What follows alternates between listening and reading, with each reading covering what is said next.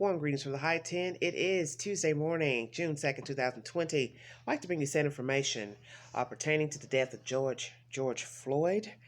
This is information pertaining to Mr. Derek Chauvin. It's a very interesting read, and it doesn't surprise me, the information that I'm about to reveal to you, because it is the most ridiculous and ignorant commentary, but it is to be expected from this type of individual. And there is a video with commentary from the club owner where Chauvin and Mr. George Floyd worked.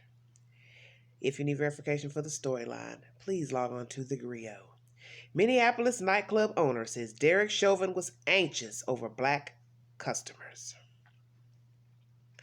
A former Minneapolis nightclub owner who recently revealed that George Floyd worked security with Derek Chauvin, the officer now charged for his murders, now says the ex-cop often exhibited an agitation toward black customers. Maya Santamaria, who used to own El Nuevo Rodeo Club, told CNN on Friday that when Chauvin worked security for her place of business, he was noticeably anxious whenever the clientele was predominantly black. I noticed that he got very anxious when there was urban night with a lot of African American people, as did many other officers. He was certainly not the only one, Santamaria told CNN. Our club is a predominantly Latino nightclub. With the Latino staff, the police kind of behaved in one manner. And then we had a predominantly African American clientele, the way in which the entire event was completely different. And there is a said video with the club owner being interviewed about the discrepancy of the demeanor of Chauvin and other cops on urban night in her said nightclub. When asked how Chauvin and other Minneapolis police treated black customers compared to those of another race, Santamaria added that the racism exhibited was often systemic. I would characterize it as skittish. They would get very nervous very quickly and went to pull out the pepper spray with any little thing that might happen. They certainly acted very group mentality. They always had to call backup if any little tiny thing happened. On Thursday, Santamaria revealed that Floyd, who was killed on Memorial Day while being detained by police, had worked security for a year at the nightclub. It just so happens that Chauvin too worked at the establishment. Chauvin was our off-duty police for almost the entirety of the 17 years that we were open, she told KSTP-TB, an ABC local affiliate. They were working together at the same time. It's just that Chauvin worked outside and the security guards were inside. Santamaria hired Floyd in 2019 and told the Star Tribune his employment was steady for the entirety of the year, but doubts that the two ever met. If they would have crossed paths, it would probably not have been something they remembered. That doesn't make any sense. City Council member Andrea Jenkins, like many others, challenged the idea that Floyd and Chauvin did not know each other, telling MSNBC.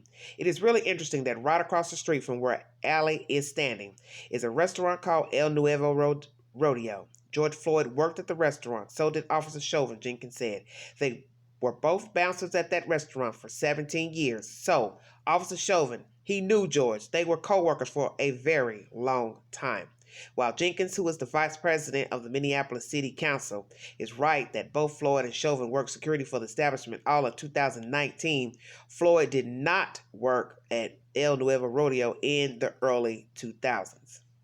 At that time, Floyd was a rapper in Texas producing mixtapes with popular hip-hop chopping screw personality DJ Screw, and had only moved to the Twin Cities 2 years ago.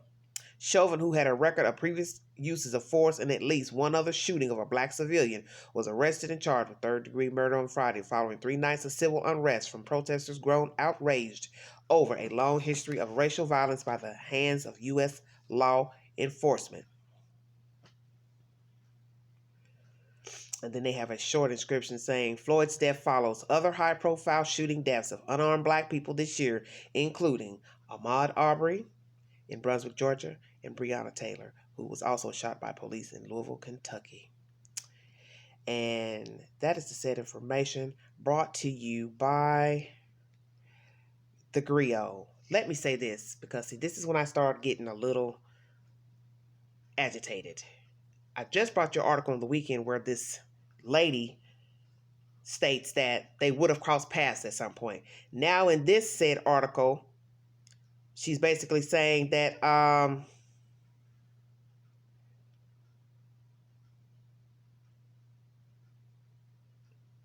they wouldn't have known each other. She says if they would have crossed paths, it would probably not have been something they remembered.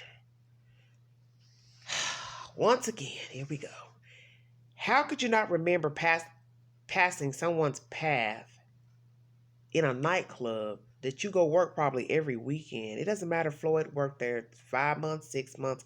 The point is, Chauvin worked there for 17 years concurrently.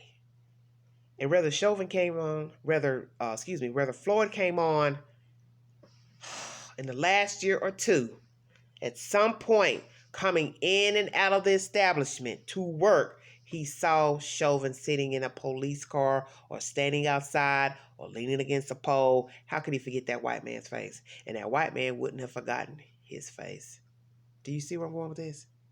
So, as I stated in my video over the weekend, it doesn't matter if they hung out together, didn't hang out together, best friends, buddies.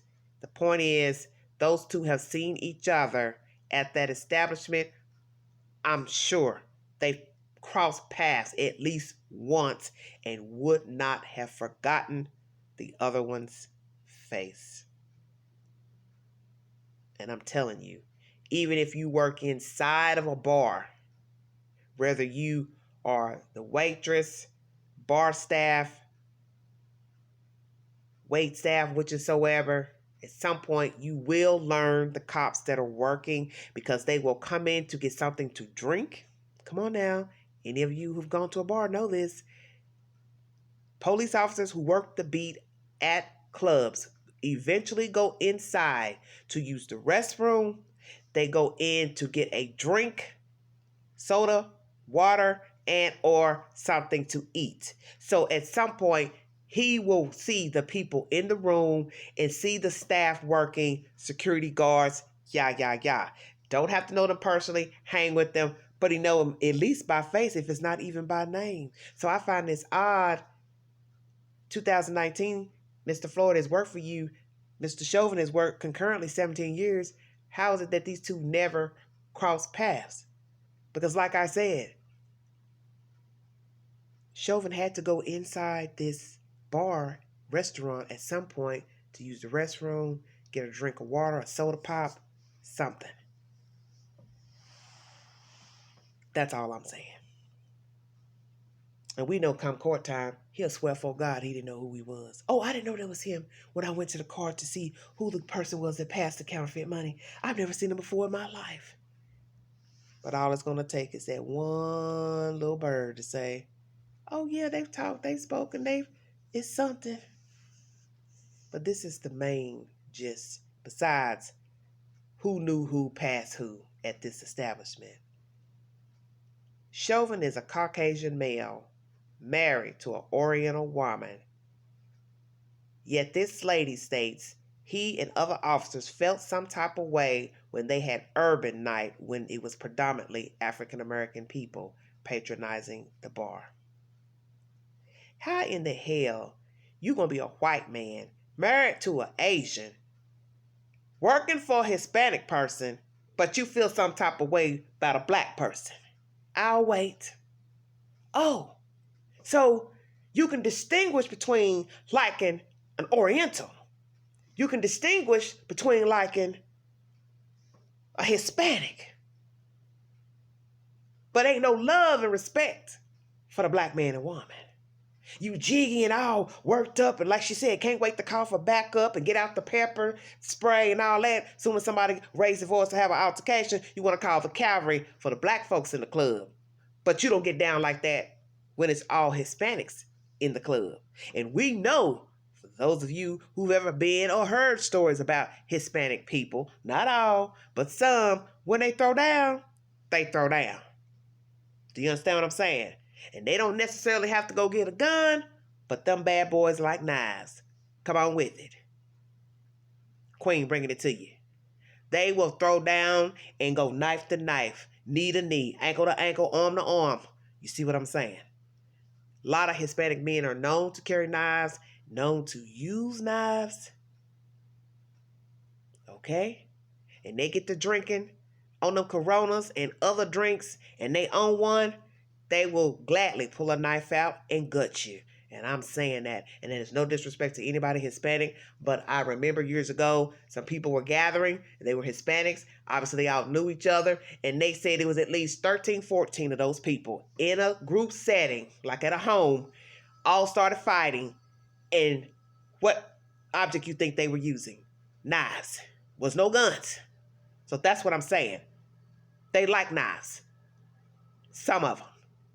So this is odd to me that this white man felt some type of way, and I feel like to me, he's one of those who is a biased racist. He picks and chooses which group he will tolerate, let's say, I ain't gonna even say like, tolerate versus hate, disgusted with.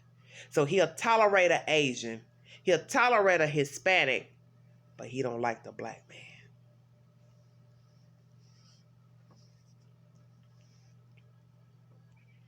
A drunk's a drunk. Unruly is unruly. Many people patronize bars, juke joints, clubs, bars, and when they get turned up, as the young people say, get on that sauce, they act a damn fool. And I have seen it with my own eyes. Black and white people alike showing their ass in a club. And it didn't matter what was on the radio playing, jukebox, DJ spinning, drunk is drunk. And they got turned up, got loud, start talking crazy, belligerent talk, meddling in people's business, whichsoever, and it was on. And alcohol fuels BS every time. Race don't have nothing to do with it. This is, to me, disgusting, truly and utterly disgusting. Disgusting that this cop killed this man in front of witnesses with no remorse, no one helped, no other cops aided to stop it. And now they talk to the owner of the bar, and she lets us know he felt some type of way when they had urban night with black folks in the room. But yet he's married to an Asian and working for a Hispanic person. And I'm trying to be very respectful and not use street and derogatory terms, because you know they would surely call us the N-word in describing this storyline. You understand what I'm saying? But I'm being respectful for the other races that I'm talking about. But I find this baffling and just utterly disgusting that this white man thought his shit didn't stink. And he has the nerve to lay down with an Oriental woman. Yeah, I'm going to say it, because it's the spoken word. You're going to lay down with an Oriental woman looking like you 5 minutes into smoking crack rock yourself, working for the Hispanics, but you don't like the black folks. I'm done. God bless you. Thanks for listening. Thanks for watching, new subscribers. Until the next video, I'm hanging in there, seeking justice for George Floyd. Amen. Breonna Taylor, Ahmaud Arbery. We got this. We're going to win this. Amen. Thanks for listening. Everyday Shenanigans. Bye-bye.